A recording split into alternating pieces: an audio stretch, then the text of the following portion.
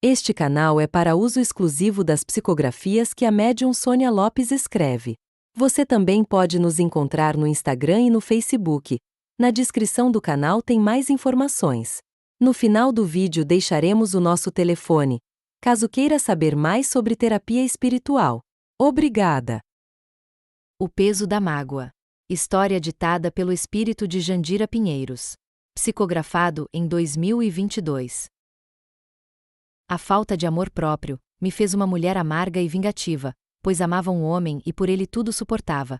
Traições, maus tratos, palavras ofensivas, mas isso não foi o suficiente para eu tomar a decisão de deixá-lo.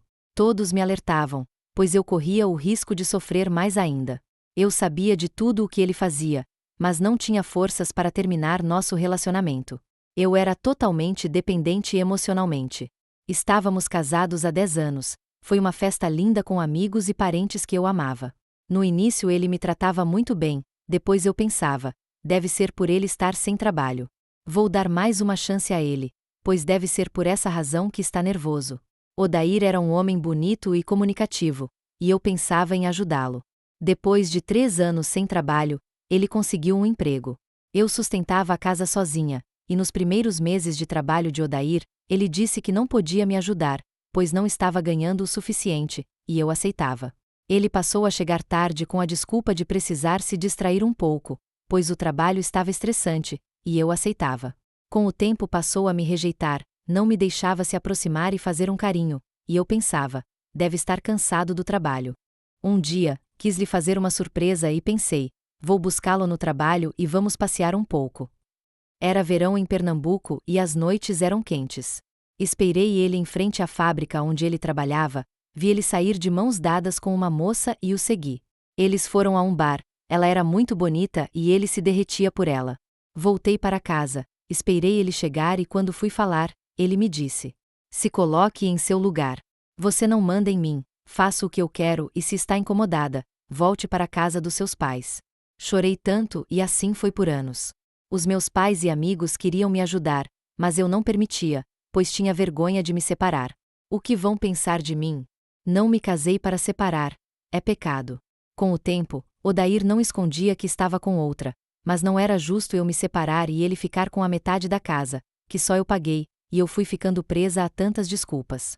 Eu implorava amor a ele e era humilhada, e foi quando uma severa anemia se agravou, porque eu não me alimentava corretamente, e de tanto sofrer, desencarnei. A casa ficou para ele pois eu não tive filhos. Morri mas não saí da casa. Não era justo ele viver ali com outra, então passei a atormentá-los de todas as formas. Percebi que por ela, ele se esforçava no emprego. Por ela, ele ajudava nas despesas de casa, era carinhoso, e isso me revoltou de uma forma que eu continuei a morar na casa que era minha. A atual esposa de Odair sentia medo de entrar na casa quando ele não estava. Eu sentia o medo dela, e com a força da raiva que eu estava sentindo, eu fazia as louças caírem das mãos dela e quebrarem, fazia ela esquecer de pagar as despesas da casa e os dois brigavam, fazia com a força do meu ódio quebrar o carro. Um dia ele foi até a casa da minha mãe e falou: Dona Zulmira, o fantasma de Jandira anda me perturbando.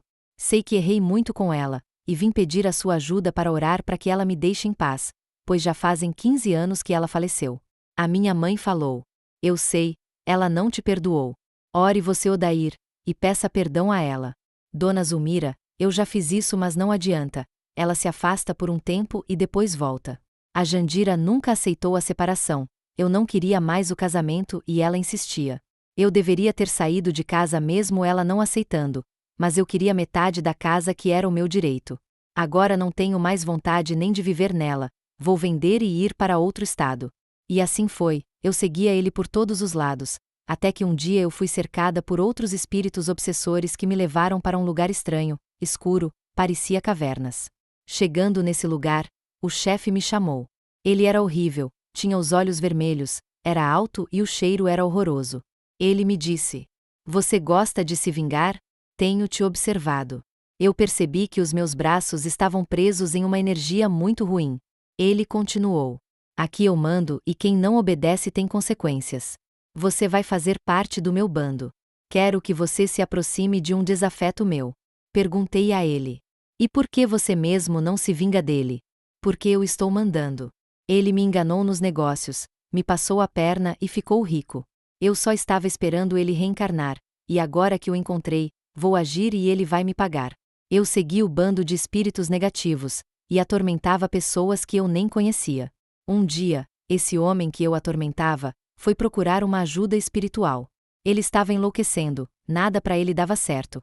Casamento com muitas brigas, falta de dinheiro e cada vez que ele marcava a consulta com a terapeuta, eu dava um jeito para ele não ir, até um dia que ele insistiu e foi.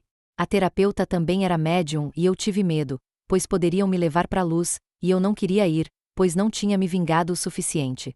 Eu e os outros espíritos obsessores vingativos, ficamos de longe e tentamos impedir, mas ele usou a força positiva e foi na consulta.